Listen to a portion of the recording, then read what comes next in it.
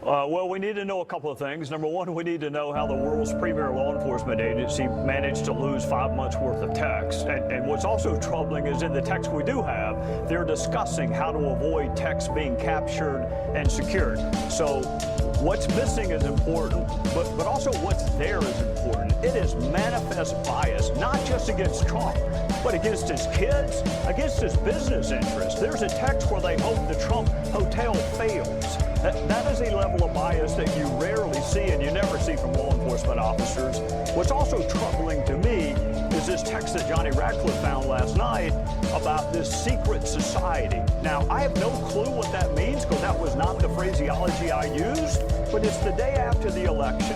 And it's the same two people that were discussing a little bit later in the text the damage they had done with the Clinton investigation and how they could, quote, fix it and make it right. What's out there? Oh, good day, everyone. This is Papa Bear. Today is Thursday, March 8th, 2018, and this is what's out there.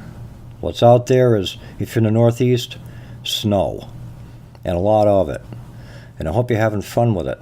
And is that good or bad? I don't know. I guess it's a matter of opinion, right? You know what else is out there? L&M Radio Network. Late night in the Midlands. Is that good or bad? Probably good. My opinion anyway, because we don't, that again, it's a matter of opinion, right?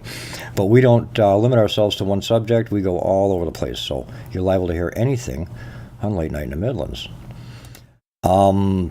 And speaking of opinions, I have some pretty strong ones about election and things like that, and it's more like a selection. Like, we're going to put the next one in. So, believe me, I didn't think elections counted at all. I pushed the Ron Paul thing back in 2012. I pushed it hard. I saw exactly what was happening. And that's when I threw in the towel and said, forget it. It's not going to happen. I'm not going to do it anymore. And let's see, 2016, when President Trump got voted in, I had already made my vow not to vote, and I didn't, as well as 47% of the population who didn't place their vote. But Trump did make it in. And what I did was I lined up a speech here that was recorded or published actually on October of 2016. It's a speech made by Trump. And I'm going to play this. It's just under 6 minutes. And what I want you to do, if you would, is listen to this speech and listen to the words very carefully, okay? I'm going to let it rip. Our movement is about replacing a failed and corrupt political establishment with a new government controlled by you, the American people. The Washington establishment and the financial and media corporations that fund it exist for only one reason: to protect and enrich itself. The establishment has trillions of dollars at stake in this election. For those who control the levers of power in Washington and for the global special interest, they partner with these people that don't have your good in mind.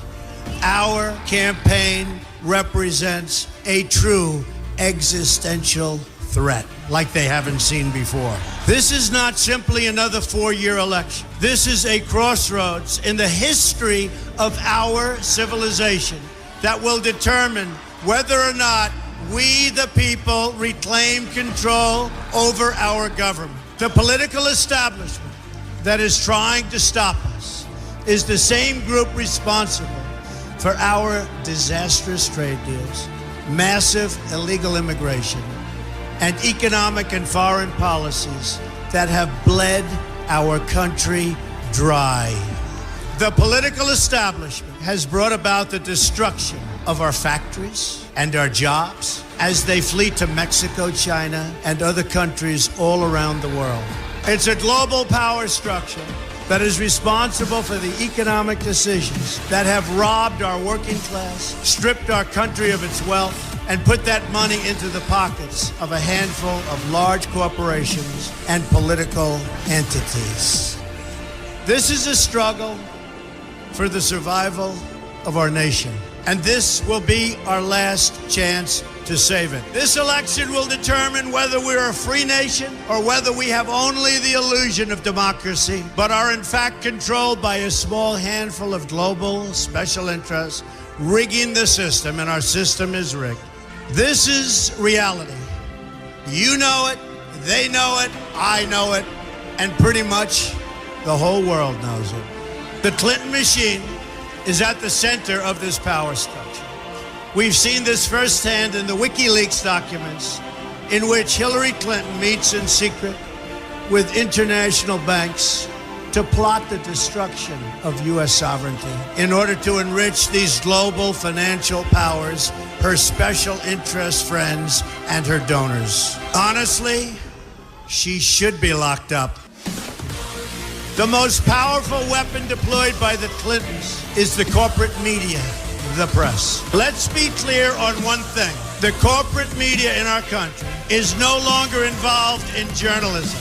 They're a political special interest, no different than any lobbyist or other financial entity with a total political agenda, and the agenda is not for you, it's for themselves. Anyone who challenges their control is deemed a sexist, a racist, a xenophobe. They will lie, and then again, they will do worse than that. They will do whatever's necessary.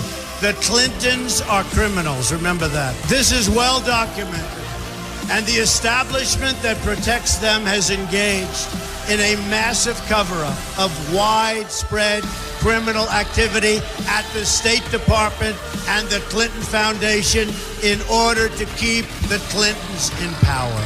They knew they would throw every lie they could at me and my family and my loved ones. They knew they would stop at nothing to try to stop me. Nevertheless, I take all of these slings and arrows gladly for you. I take them for our movement so that we can have our country back. I knew this day would arrive. It's only a question of when. And I knew the American people would rise above it and vote for the future they deserve. The only thing that can stop this corrupt machine is you. The only force strong enough to save our country is us. The only people brave enough to vote out this corrupt establishment is you, the American people. Our great civilization has come upon a moment of reckoning. I didn't need to do this, folks, believe me. I built a great company, and I had a wonderful life. I could have enjoyed the fruits and benefits of years of successful business deals and businesses for myself and my family, instead of going through this absolute horror show of lies, deceptions, malicious attacks. Who would have thought? I'm doing it because this country has given me so much, and I feel so strongly that it's my turn to give back to the country that I love. I'm doing this for the people and for the movement, and we will take back this country for you, and we will make America great again. There you have it, okay? This man, he said it in his speech. He didn't have to do this. He didn't have to, but he did know that one day this day would arrive, and he would be called to do this specific job here. And yeah, I still believe they are selected and not elected, and the proof is there. More proof in my eyes. I knew I would be called to do this, I just didn't know when, and here it is, okay? And they couldn't ask for a better guy.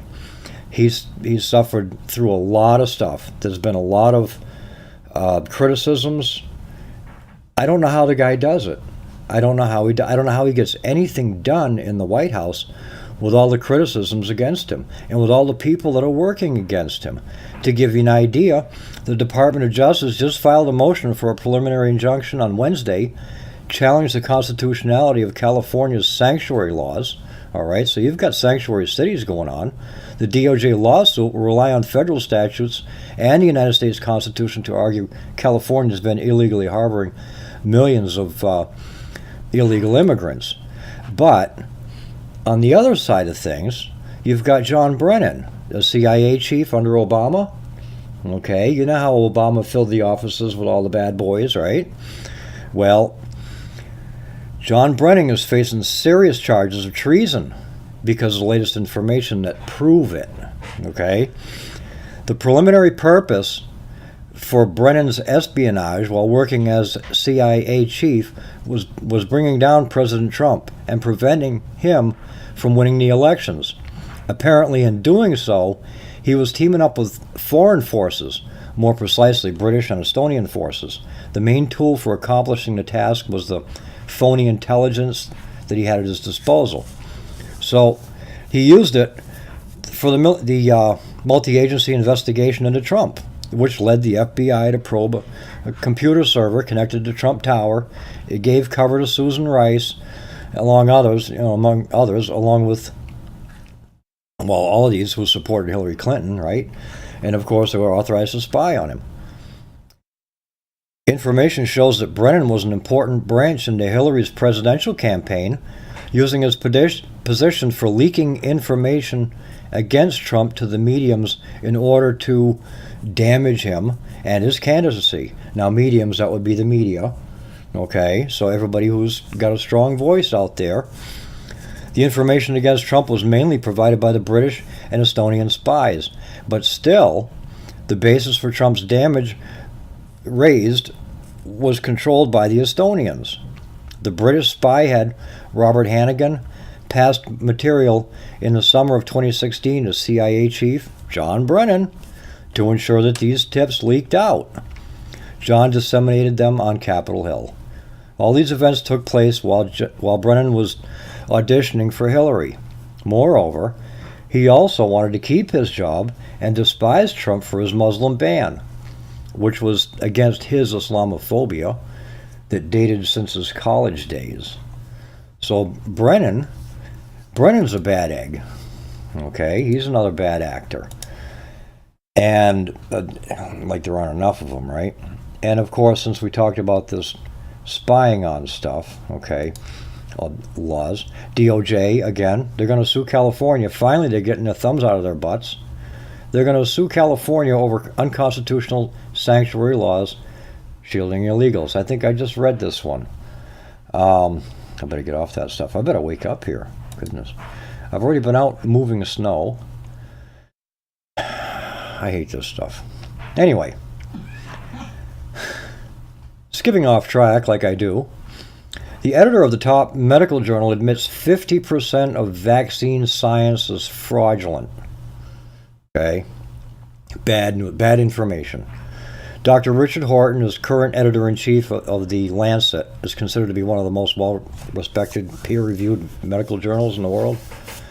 He's admitted that at least half of the medical literature used to justify vaccination agenda is fraudulent, and that science has taken a turn toward darkness, all right?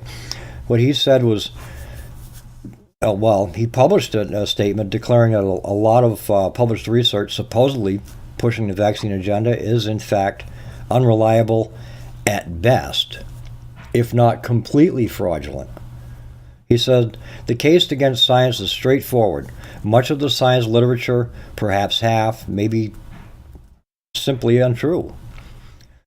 Affected by or afflicted by studies with small sample sizes, tiny effects, invalid exploratory analyses, the flagrant conflicts of interests, together with an observation for or an obsession for pursuing fashionable trends of dubious importance, science has taken a turn toward darkness. This is deeply disturbing, given the fact that all these studies, which are industry-sponsored, are used to develop drugs and vaccines to supposedly help people. It trains medical staff and educate medical students more, right? Well, it's common for many to dismiss a lot of that work by the experts. And the researchers at various institutions around the globe, which isn't peer-reviewed or doesn't appear in a credible medical journal, or as we see as peer-reviewed, really doesn't mean much anymore. Credible medical journals continue to lose their tenability in the eyes of the experts and employees of these journals themselves, like Dr. Horton. And of course, I found out right in my own family You can't rely on these doctors. These doctors, they don't make money on you if you're healthy, and they don't make money on you if you're dead. You've got to be somewhere in the middle. So that's the idea. Oh, hey, you've got high blood pressure. We're going to put you on blood pressure meds, okay? Because you're probably running a little bit high. Well, if I just did a workout, would you want to take my blood pressure? Probably not. And if my blood pressure is high, it might be telling me that there's, I don't know, a plug in one of my arteries that I need to take care of, clean out my arteries to make sure, because it has to pump a higher pressure to get through that blockage. Is basically how it works. It adjusts to your body. Blood pressure does that. The body is a self-regulating organism. People don't understand it. Well, why do I have this problem? Why do I have that problem? A lot of it's because of the chemicals that you're eating, the fake food. Wheat is probably the worst thing you can put in your body these days. Corn is turning fish gay. I mean, this is crazy. And if you want to follow up on some doctors that are really good, I'll recommend Dr. Leonard Coldwell. Dr. Coldwell is good. Dr. Mercola is another good one. There are quite a few of them. Dr. Bergman. And you can find these people on YouTube or on their own websites. They're wonderful doctors, and they know exactly what they're talking about. And just one of the many examples that Dr. Horton is referring to is the emission of data. For the sake of time, I encourage you to do your own research on this subject. Okay, this is food for thought. Something that's not often considered when it comes to medical research. So, you really have to take a look at your labels and make sure you know exactly what's going on, because you're your own worst enemy.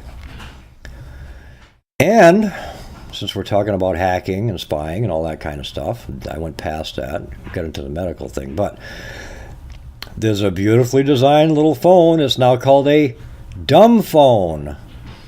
It can only make calls and send texts. That's it. And of course, that might be the key to curing our addiction.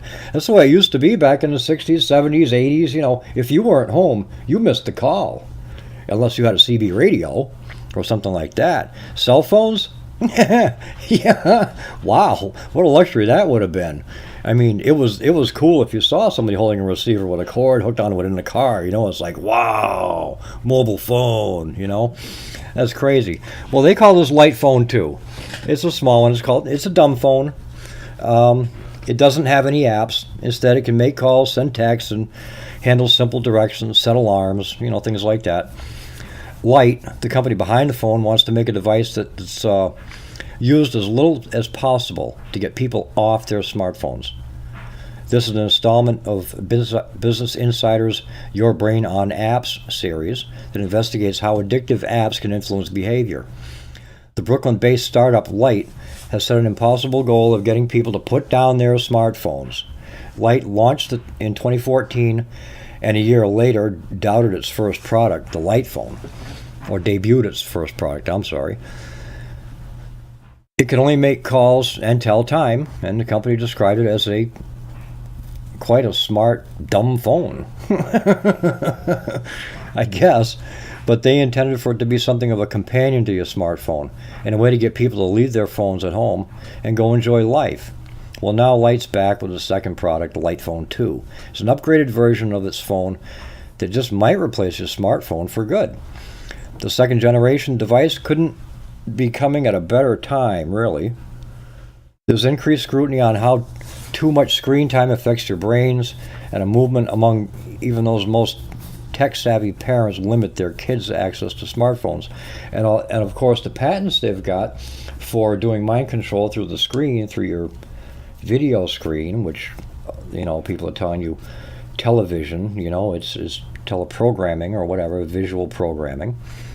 But anyway, meanwhile, the apps that discourage too much smartphone use, like the gaming streams and stuff like that, people are becoming wise to the tactics their favorite apps use to lure them and keep them hooked. And this is why Light's new device is intentionally limited. The Light Phone 2 is designed to manage some of the tasks that keep us connected, calling, messaging, and getting directions, while eliminating waste makers like social media and games. And you know what? That's exactly what I have. I got a phone from U.S. Cellular. Probably shouldn't say the name, but I did anyway. I got a phone from there. It has no name. I have no name on it. I pay monthly. I walk in, I pay cash. There's no name. There's no email hook to it. There's no social media hook to it. It's just text, telephone, and camera. I've got camera. I've got little recording things and stuff like that, and that's good. But I call it my no track phone because when I'm online, no track. No tracking at all. Cash flowed to the Clinton Foundation amid the Russian uranium deal. Of course, we've been talking about this for a while. This, believe it or not, this came out in the New York Times on April 23rd, 2015. This is almost 3 years ago that the New York Times came out with this. You would think that they came out with it and it just disappeared. But the headline on the website Pravda trumpeted President Vladimir Putin's latest coup. Its nationalistic fervor recalling an era when its precursor served as the official mouthpiece of the Kremlin. Russian nuclear energy conquers the world. Okay, the article in January 2013 detailed how Russian Atomic Energy Agency Rosatom had taken over a Canadian company with uranium mining stakes stretching from Central Asia to the American West. The deal made Rosatom one of the world's largest uranium producers that brought Mr. Putin closer to his goal of controlling much of the global uranium supply chain. Come on, let's give all the uranium to the Russians, right? 40% of it? 40% of it was the deal. Oh, we've got to take it from the Hammonds. So in order to take it from the Hammonds, we got to set them up for something. Oh, there was a backfire there a while back. It caught 100 and some acres of the wildlife, of the brush fire, and destroyed about, I don't know, probably $50 worth of property. But we got to lock them up under a terrorist act provision for, I don't know, 5 years for the old man and maybe 10 years for the boy. We got to give them a minimum anyway, Well, they thought it was too much the first time, and then they pulled them in and did it again. And now, while the Hammonds are sitting in jail, of course, the Bundys went there to try to get something done. They got wrapped up in the whole Malheur beef, okay? Well, the Malheur beef, that didn't go too well either. That wound up, well, it went well for the Bundys, but it didn't go well for the government. And if it wasn't for having so many eyes on this thing, for so much publicity and a lot of people watching it, it probably wouldn't have turned out that way. Because Jeff Sessions went there, and I don't like what Jeff Sessions had to say. I'm really disappointed with the Department of Justice because I see things going on that just do not look right. They don't make sense to me at all. Someone says trust Sessions. Trust Sessions. With what? I mean, I'm looking at tweets from Trump saying deep state DOJ. Why would I trust Sessions if Trump is calling him deep state? He's not doing anything. He's recused himself from all the Hillary stuff, the Hillary Clinton stuff. Well, then, but that doesn't matter now because he can jump into this. Well, why isn't he jumping into it? Why isn't he jumping into the next probe? Okay, where is he supposed to be? With the espionage, with the Clapper thing, and all these guys. I'm telling you, they're holding information back. And of course, this coup has been going on for how long? Finally, Department of Justice again. Maybe they're getting something done. They're going to announce Fast and Furious documents withheld by Eric Holder will be released. Oh, finally. Fast and Furious. How come they haven't locked him up? Fastly and furiously. How about that? Let's get rid of Holder. Because, oh man. They sold guns. The Department of Justice, I'm going to read this because I'm a little bit frustrated and I'm at a loss for words. The Department of Justice under my watch is committed to the transparency and the rule of law. This settlement agreement is an important step to make sure the public finally receives all the facts related to Operation Fast and Furious, Attorney Jeff Sessions said in a release statement.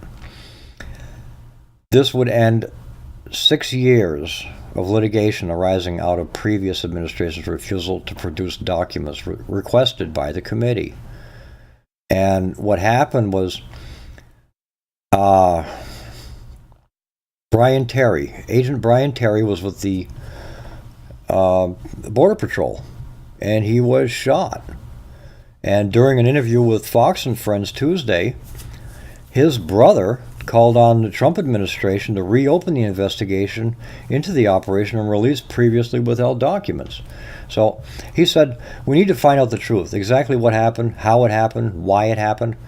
We need Mr. Trump, or President Trump, to unseal the documents, reverse executive privilege so that we know what happened and that we can hold people accountable that are responsible.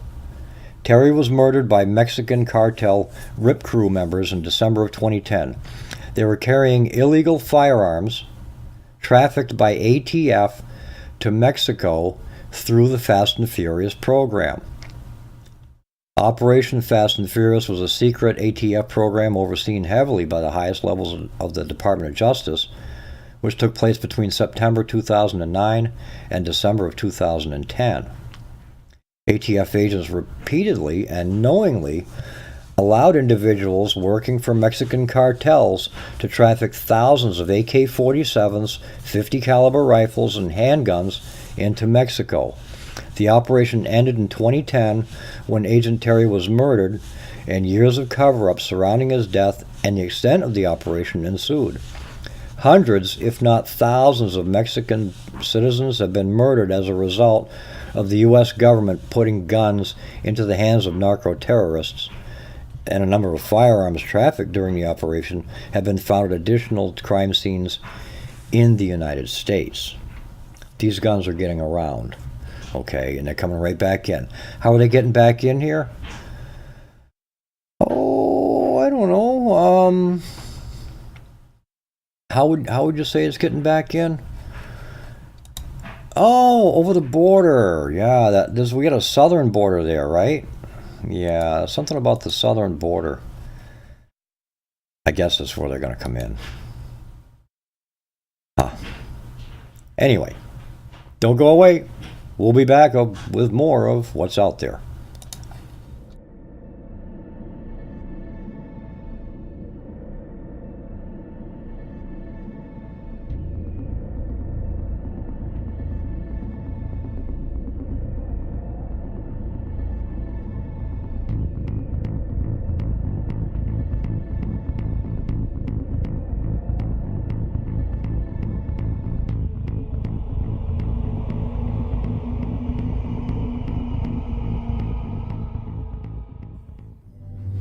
Let me assure you that our priority will remain to ensure stability and security. In order to ensure the security and continuing stability, security for Canadians. Galactic Empire! So this is how liberty dies. With thunderous applause.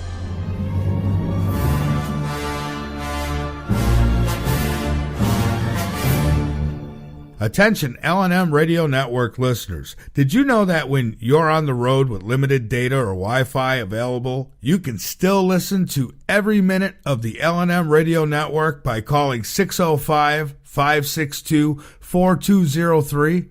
No smartphone app or internet needed. Saves your data plan and no extra cost if you have unlimited minutes. Call 605-562-4203 to listen to the L&M Radio Network on any phone, anytime, anywhere. Brothers at Arms is not about being militant, though there is a time and place where that is necessary. Brothers at Arms is not about arguing, though there are times where things may get heated. Brothers at Arms is not about who is right or wrong. There are many sides to each issue. Brothers at Arms is about exploring those sides, about dealing with the issues facing us today, about coming together and, through opposing views, understanding the deeper truths that are in the middle. Join Ira Robinson and Joe Long each Thursday at 7 p.m. Eastern Standard Time on LateNightInTheMidlands.com as these Brothers at Arms discuss what you need to know. Brothers at Arms, it's about time. Have you been looking for answers? Have you been seeking the truth but can't seem to find it? Late Night in the Midlands has the answers for you. Whether you are interested in the paranormal, aliens and UFOs, alternative health information, or just a little hope and inspiration, we have a show for you. Late Night in the Midlands, The Secret Teachings, Open Eyes, Red Pill Reality Show, Brothers at Arms, and many more shows. All here on the L&M Network for you to listen to at any time that you want. Everything is free to listen to, and though it is not required, we are listener supported, and all donations are deeply appreciated. You will not find shows like these in the mainstream media. Go to LateNightInTheMidlands.com to listen. The L&M Network, where the truth has no fear. This is TJ Sanfilippo, host of Navigating the River Styx. Join us each and every Thursday night at midnight here on Late Night in the Midlands Radio Network. Together, we will traverse the forbidden waters of the paranormal, the occult, our hidden history, conspiracies, and things that dwell in the darkness and the deep. Come, grab a seat by the fire away from the night that is closing in. I have tales to tell you. When the clock strikes 12, I invite you to join us here on Late Night in the Midlands Radio Network. Until then, stay safe. The L&M Radio Network and Late Night in the Midlands depends on you, the listener. Without you, there would be no us. So help us continue to bring you the best guests with the best information and subscribe today. Information on becoming an L&M subscriber can be found at the top of LateNightInTheMidlands.com. Just click the About Subscriptions tab and become part of the family while helping the truth stay alive. And while you're at it, maybe subscriptions aren't for you. A one-time donation helps as well. Click that donate button on the right side of LateNightInTheMidlands.com and help us help you.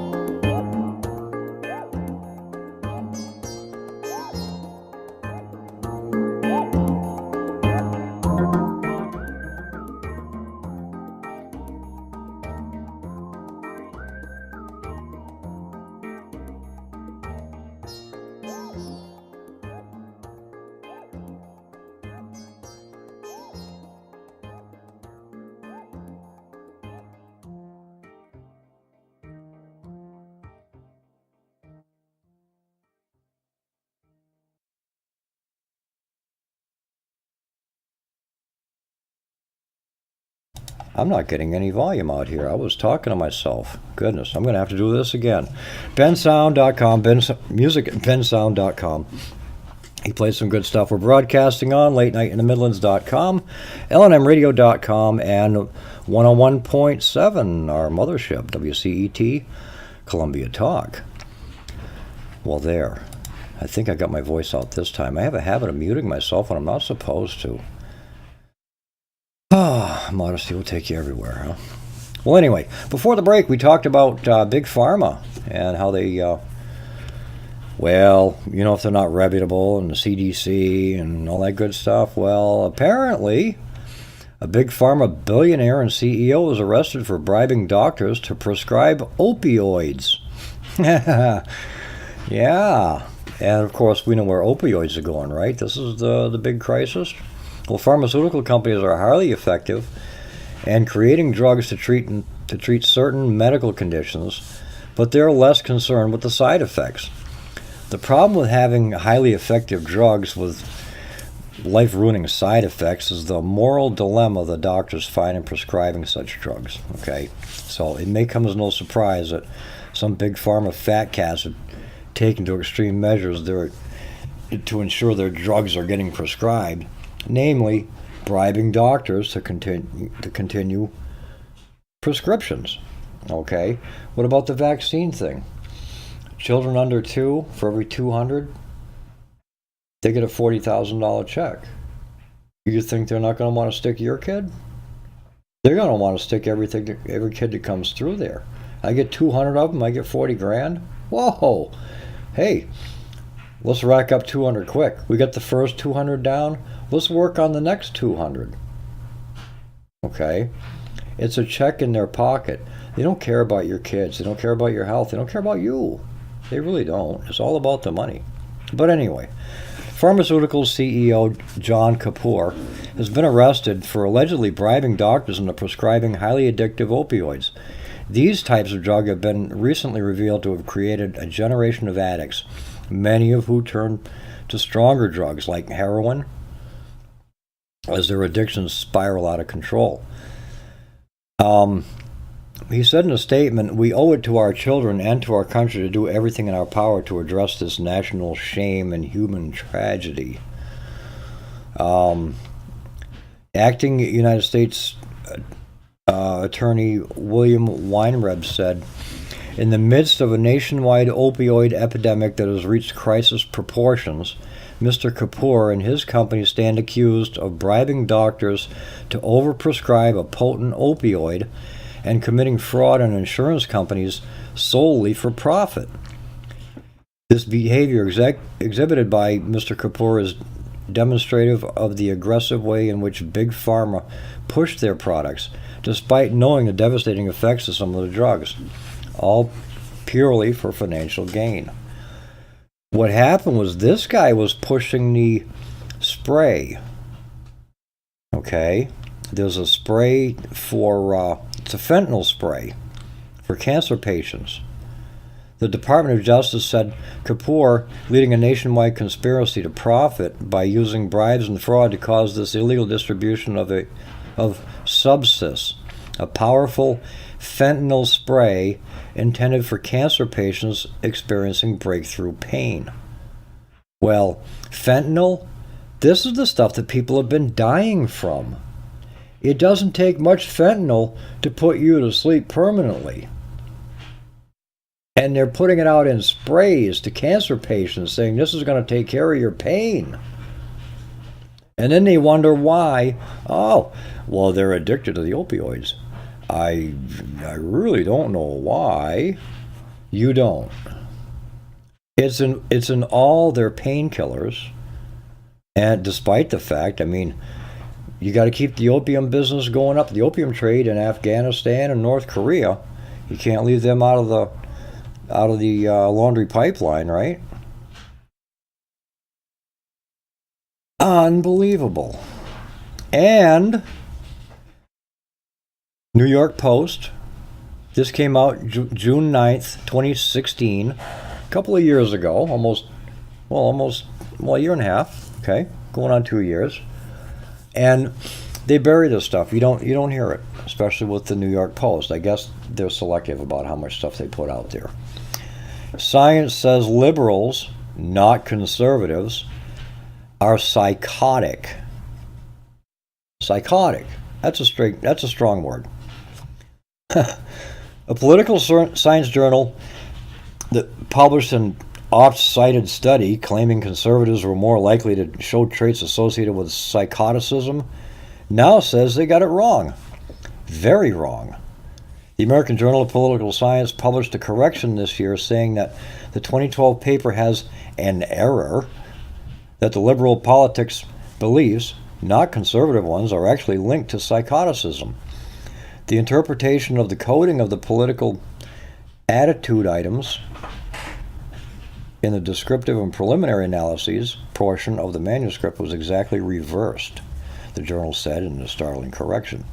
The descriptive analysis report that those higher in Ensank's psychoticism are more conservative, but they're actually more liberal.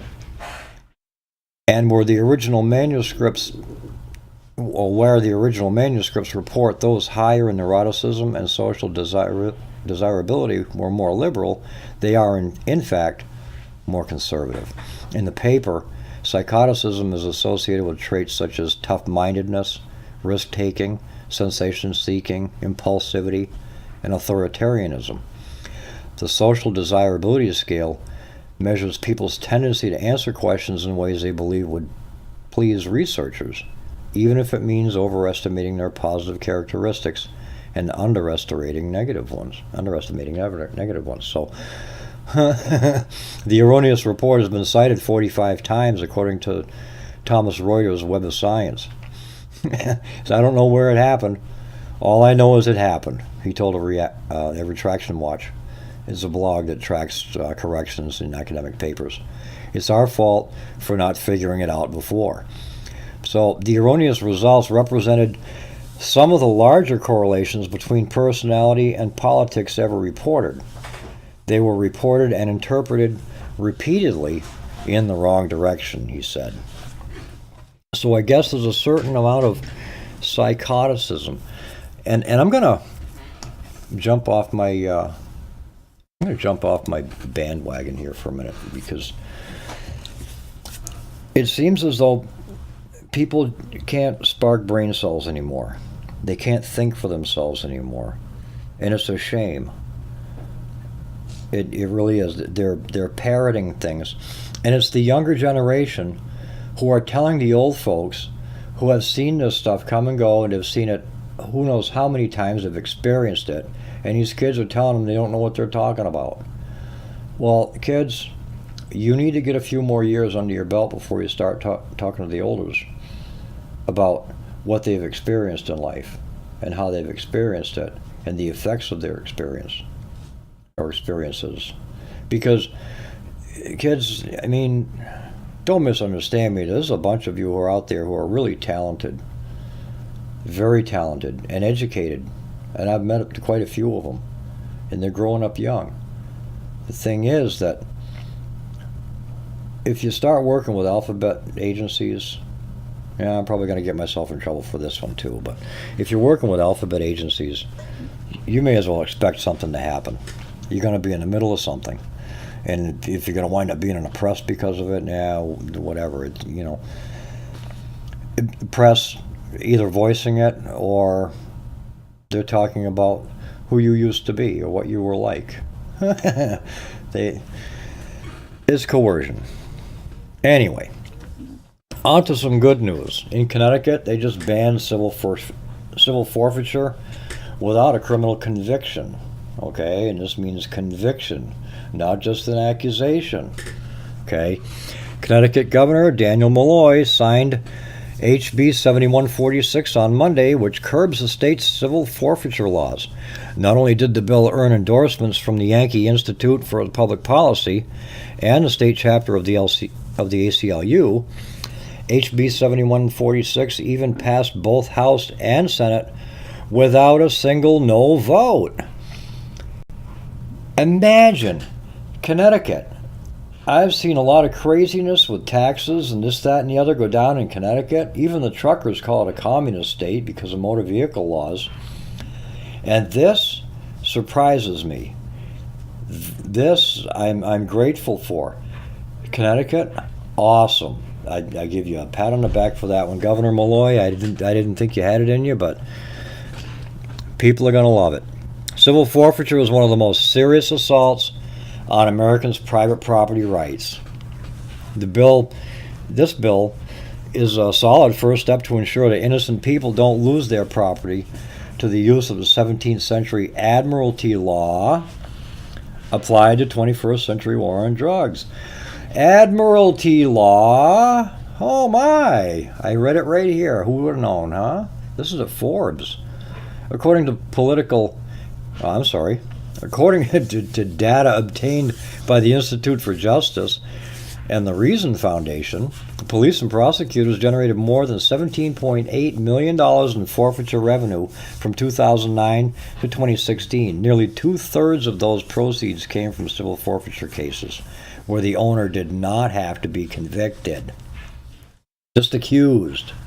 Okay, oh, we got him for hearsay, let's take his house. Ooh, nice boat. Hey, somebody said you were dealing drugs. I'll take that boat. And everything else you got in your house too, you know, yeah, we'll take it all. It's a lot of work, but that's worth it for that boat.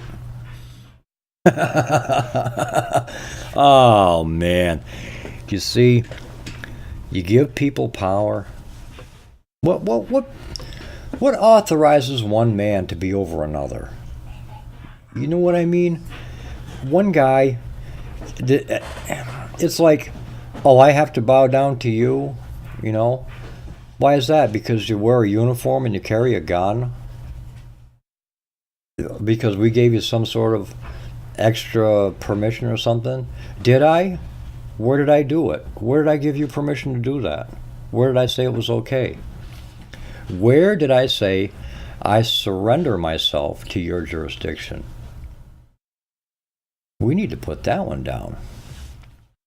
I spent 20 years in Connecticut, and it really surprises me to see something good from this again. You know what I mean? On the information side, remember, people are doing scam phone calls that pick up the phone, let it ring once, and they hang up. And of course, Curious George, geez, I wonder who that is. The number doesn't look familiar, but, well, let's try it, right? Well, the FCC has issued an official warning about the One Ring scam, and they have identified the area codes. So dig out your pens and papers, people, because you're going to want to jot these down, okay? If you're getting a call from area code 268, that comes from the Caribbean countries, Antigua and Barbuda. 809, which comes from the Dominican Republic. 876, which comes from Jamaica. 284 comes from the British Virgin Islands. And 473, which comes from Grenada. The FCC writes, remember, you should always be cautious, even if a number appears authentic. Criminals may also engage in caller ID spoofing. They deliberately falsify the information transmitted to your caller ID to disguise their identity. Avoid answering or returning any calls from unfamiliar area codes or calls you suspect may be spoofed. Beware the One Ring scam, okay? So you know how I am. I like to put in a little bit of something, a good tip in my show, and there it is. Beware the One Ring scam. Democrats, we're sorry, but your NRA is spelled AIPAC, AIPAC. Congressional Democrats really hate the NRA, and of course its successes in shutting down a debate on gun policy through intimidation, right?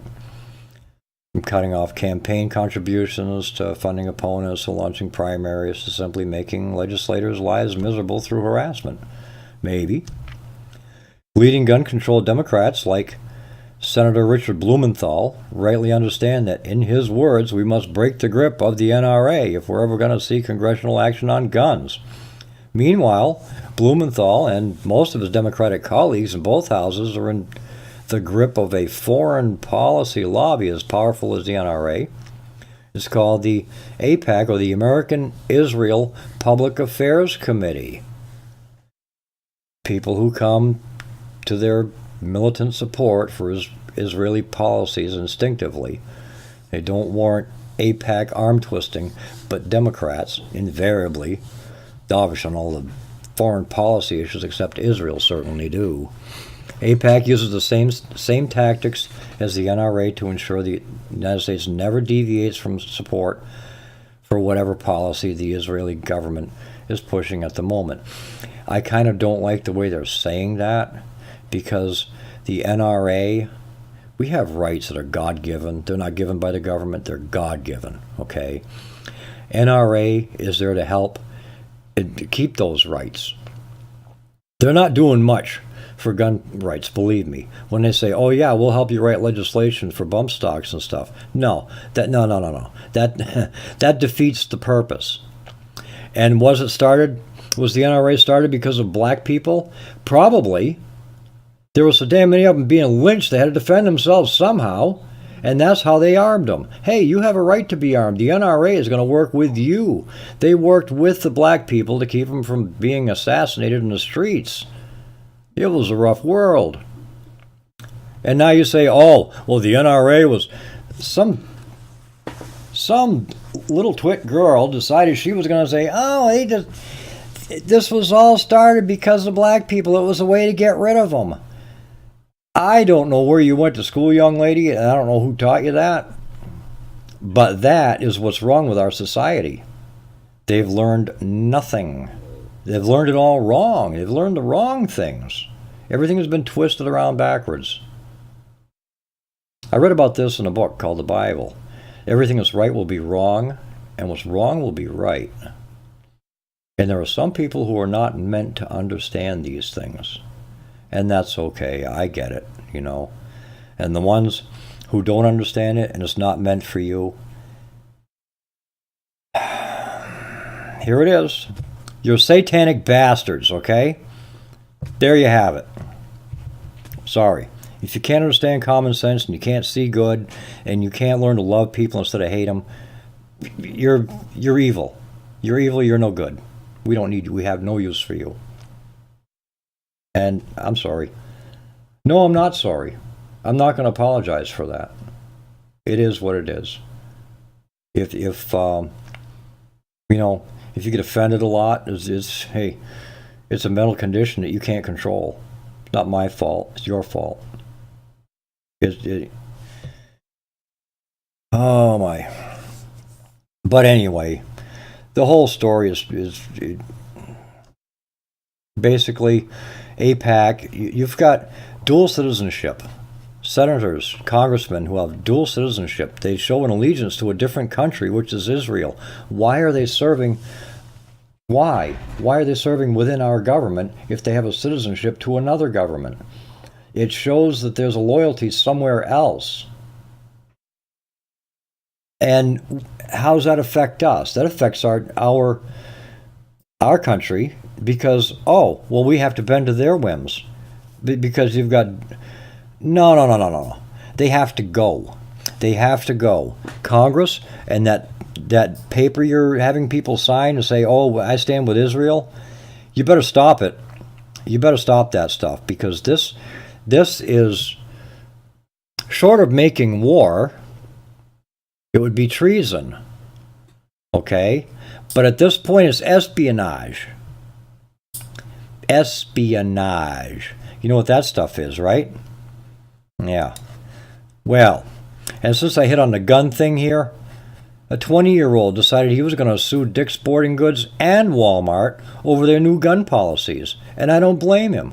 A 20-year-old Oregonian man has accused Walmart and Dick's Sporting Goods of age discrimination for refusing to sell him a rifle. Tyler Watson filed Oregon County lawsuits against retailers on Monday, 6 days after they announced they would not sell gun to buyers under 21. The companies added the higher age restriction after the massacre at Marjorie Stoneman Douglas High School in Parkland, Florida. Oregon law allows state residents to buy shotguns or rifles as of age 18. Federal law also allows people 18 and older to buy rifles or shotguns from licensed dealers. Watson's lawsuits may be the first of their kind in the U.S. His attorney Max Whittington told the Oregon Live media outlets. Anyway, Watson went to Field and Stream store owned by Dick's Sporting Goods in Medford, Oregon, for the purpose of buying a .22 Ruger, right? And he left being told they wouldn't sell him one, including rifles or shotguns or ammunition for the weapons, unless he was 21. So if you've got laws on the books now that say it's okay, you're 18, this thing happens and they start speculating about raising the age to 21, and it's only speculation, it hasn't been done. So you go in 20 years old and you say, hey, I need some ammo for my 22. No, we can't give it to you. What do you mean? Now 21. Doesn't matter. I don't have to be 21 according to law. Well, it's a new policy. Oh, it's a new policy. All right. Your policy stinks. What about Seattle with the soft drink tax? Okay. And I mean, what $2? And it's almost twice the amount that it costs for the soda. You pay for the soda, you pay for the tax, you're paying almost double, you know. But it's only in Seattle. Oh, you don't like the tax in Seattle? Drive to the town next door. You don't have to pay for it. Can you imagine how many soft drinks were sold outside of Seattle just because of that one legislation? There are some pretty stupid things. Now, I have to say Oregon has done a pretty good thing. They realize that people sometimes have to sleep in their cars and trucks because, hey, desperate times call for desperate measures, right? Well, Oregon has stated quite clearly that if you're sleeping in your car or your truck, that is your home. You have privacy rights within your property. That is your home. Amen, brother. More good news today. Which means you can't come in without a search warrant. Okay? I don't care how much you don't like me. It doesn't matter. Now you're just doing something that upset me, you know. You get that under control. But yes, Oregon has given... and if you remember... I think I remember the Constitution saying the rights afforded to one state are afforded to the 50? Yeah, I believe that. They're afforded to the several. Yeah, so that works. You may as well say it's nationwide, because if you've got a law in one state that washes well, it carries nationwide. That's constitutional. Oh, and guess what? Virginia says we can't take your license anymore. It's unconstitutional. You have a right to travel. You've got to have that identification. So guess what? We're not going to take your license anymore. It's not going to happen. People, little at a time, one step at a time, one day at a time. What are you going to do, right? Keep fighting the good fight and move along. Goodness. Thursday, March 8th, 2018. I'm Papa Bear. And that is what's out there. Well, we need to know a couple of things. Number one, we need to know how the world's premier law enforcement agency managed to lose 5 months worth of text. And what's also troubling is in the text we do have, they're discussing how to avoid text being captured and secured. So what's missing is important, but also what's there is important. It is manifest bias, not just against Trump, but against his kids, against his business interests. There's a text where they hope the Trump hotel fails. That is a level of bias that you rarely see and you never see from law enforcement officers. What's also troubling to me is this text that Johnny Ratcliffe found last night about this secret society. Now, I have no clue what that means because that was not the phraseology I used, but it's the day after the election. And it's the same two people that we're discussing a little bit later in the text, the damage they had done with the Clinton investigation and how they could, quote, fix it and make it right. What's out there?